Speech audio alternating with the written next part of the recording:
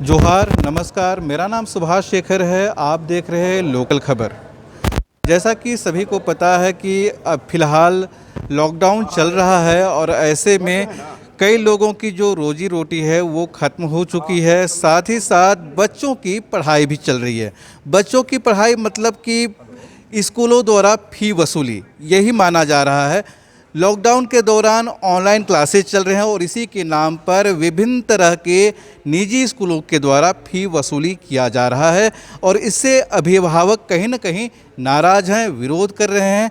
यहाँ के मंत्री, झारखंड के मंत्री जो हैं जगन्नाथ महतो, उन्होंने कहा भी था कि लॉकडाउन के दौरान स्कूल किसी भी तरह की फ़ी ना ले, बावजूद इसके स्कूलों द्वारा फ़ी वसूली की जा रही है और इसका विरोध हर जगह पे हो रहा है। और इसी पर चर्चा करने के लिए, बात करने के लिए मेरे साथ अभिभावक मंच के जो लीडर हैं वो मेरे साथ हैं।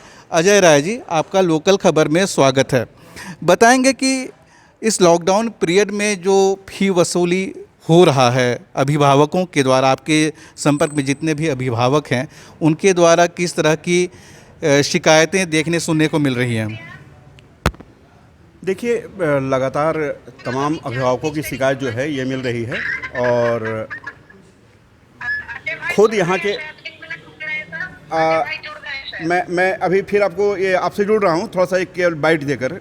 तो तमाम ये अभिभावक आप देख रहे हैं, तमाम देश के अभिभावक जो हैं अभी सब लोग पीड़ित हैं, सब लोग परेशान हैं क्योंकि हर राज्य में एक ही दशा है।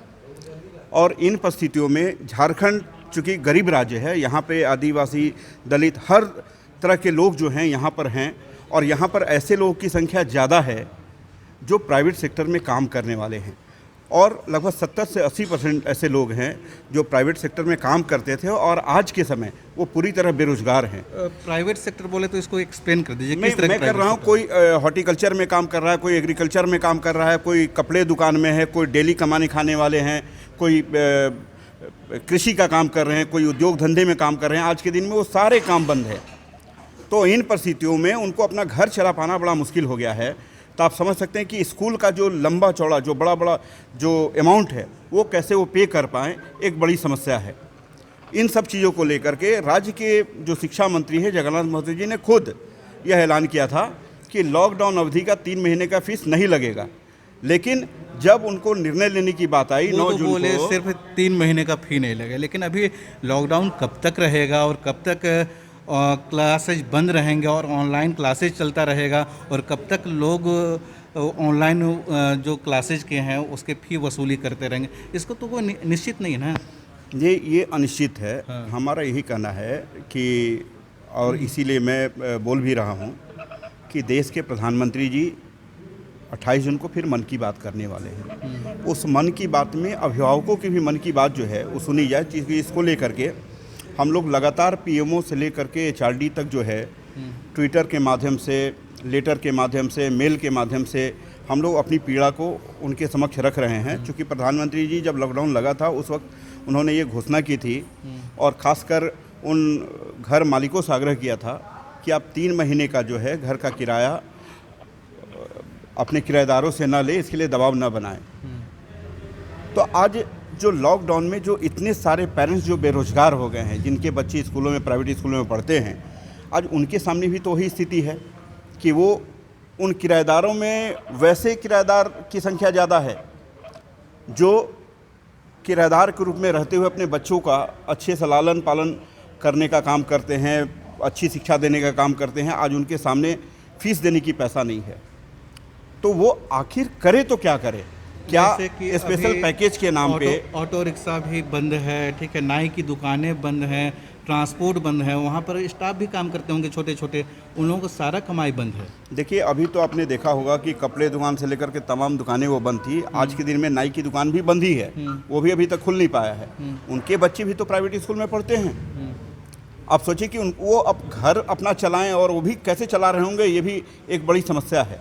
और इन परिस्थितियों में वो फीस कैसे जमा करें, एक बड़ा समस्या है। तो हम लोग चाहते हैं कि लॉकडाउन अवधि की तमाम फीसें माफ़ की जाए, क्योंकि इस तरह का डिजास्टर जो है हम लोग अपने जीवन में पहले कभी नहीं देखे थे, जो पहली बार ये इसको देख रहे हैं। आप लोग सिर्फ फीस के बारे में आंदोलन कर रहे हैं, लेकिन स्टूडेंट्स की और भी समस्याएं, स्कूल तो लोअर लेवल का हुआ, 10th तक का, 12th तक का हुआ, लेकिन जो कॉलेज में पढ़ाई करते हैं जो बच्चे, यहाँ पर हॉस्टल में रहते हैं, लॉज में रहते हैं, वो भी यहाँ से लॉज छोड़कर, हॉस्टल छोड़कर अपने अपने घरों में जा चुके हैं। ठीक है, तो उनके सामने भी रूम रेंट देने की समस्या है, और उनके सामने जिस तरह से स्कूल फी देने की परेशानी है, रूम रेंट देने की परेशानी है, तो इसको लेकर भी कुछ कर रहे हैं क्या? देखिए, इस मामले को लेकर के तो प्रधानमंत्री जी खुद चिंतित हैं। उन्होंने सारे हाउस ऑनर से अपील किया था कि 3 महीने का लॉकडाउन का जो है वो कम से कम किराया ना लें। इस मामले पर निश्चित है कि आप जिन बातों को उठा रहे हैं उसको लेकर के सभी लोग काफ़ी चिंतित हैं, लेकिन अभी चिंता का विषय उन बच्चों का हॉस्टल से लेकर के कॉलेज के खर्च भी हैं, जिसको लेकर के भी हम लोग चिंता कर रहे हैं। तो ये काम अभी हमें लगता है कि राज्य के मुख्यमंत्री खुद भी एक अभिभावक हैं, उस अभिभावक के नाते वो इस पर सोचे। हम लोग उनसे ज़रूर मांग करेंगे कि इन तमाम चीज़ों पर वो गंभीरतापूर्वक और एक संवेदनशील और पेरेंट्स के रूप में सोचते हुए जो है इस पर वो निर्णय दें, ताकि कम से कम इन तमाम लोगों को इससे रिलीफ मिले।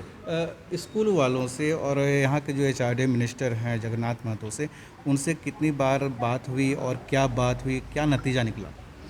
देखिए, उनका तो शुरू से 3 महीने से जो है लॉकडाउन अवधि का फीस नहीं लिए जाने की घोषणा वो खुद किए थे। उसमें ये नहीं था कि अभिभावक संघ जो है उनसे घोषणा करवाया हो, बल्कि सभी जगह जो है वो लगातार मीडिया के माध्यम से वो बोलते रहे कि लॉकडाउन अवधि का फीस नहीं लिया जाना चाहिए। लेकिन जब उनको खुद निर्णय लेने की बात आई 9 जून को, तो वो स्कूल के पक्ष में निर्णय लिए। वहाँ पर उन्होंने 1 महीने का भी ट्यूशन फीस कम करवाने का काम नहीं किया। तो हम उस पर क्या विश्वास करें?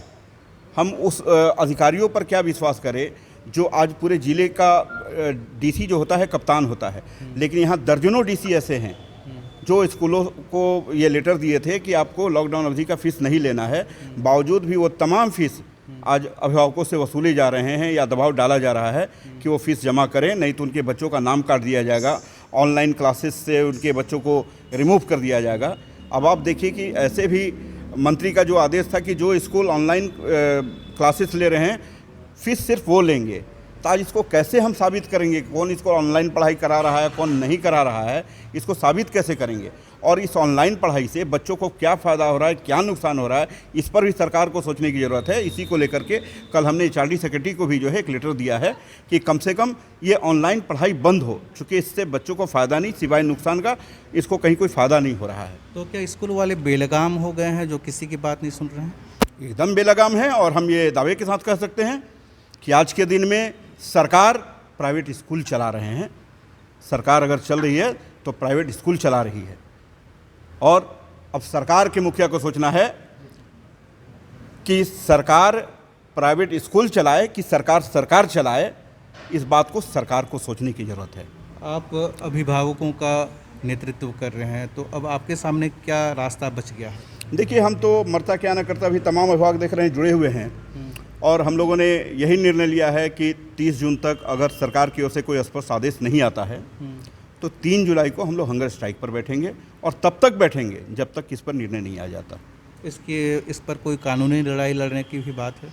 निश्चित है, हम लोग आदेश की प्रति का इंतजार कर रहे हैं। चूँकि राज्य सरकार के मंत्री ने जो घोषणा की थी उसके आदेश की प्रति आते ही हम लोग कोर्ट मूव करेंगे। चूँकि कोर्ट जाना हम लोग के लिए मजबूरी है, चूँकि जिस तरह का आदेश निकाला जाना है, जो मंत्री ने घोषणा की है, अगर वही होता है तो हमारे पास कोर्ट जाने के अलावा कहीं कोई चारा नहीं है। उन अभिभावकों से आप क्या कहना चाहेंगे जिन पर अभी भी स्कूल फी देने का दबाव है या फिर दे चुके हैं? देखिए, यहाँ तो इस बात को सोचना होगा हर एक अभिभावक को कि अभी के समय जिस तरीके से स्कूल दबाव बना रहे हैं शुल्क जमा करने को लेकर के, उसको वो जमा न करें जब तक कि सरकार का आदेश आ नहीं जाता। क्योंकि सरकार का आदेश उसमें क्या होता है उस चीज़ को वो भी देखें, क्योंकि सरकार उनकी है, हर एक अभिभावक, हर एक जनता की सरकार है, और जनता के लिए सरकार क्या सोच रही है, क्या आदेश निकाल रही है, उसका इंतजार करना चाहिए अभिभावकों को। ये अजय राय जो अभिभावक मंच के अध्यक्ष हैं और स्कूल फी माफ़ी के लिए लड़ाई लड़ रहे हैं जो अभी भी जारी है। अगर आपके द्वारा भी किसी तरह का दबाव है स्कूल फी देने के लिए, हॉस्टल रेंट देने के लिए, तो ज़्यादा परेशान होने की ज़रूरत नहीं है। आप देखते रहिए लोकल खबर।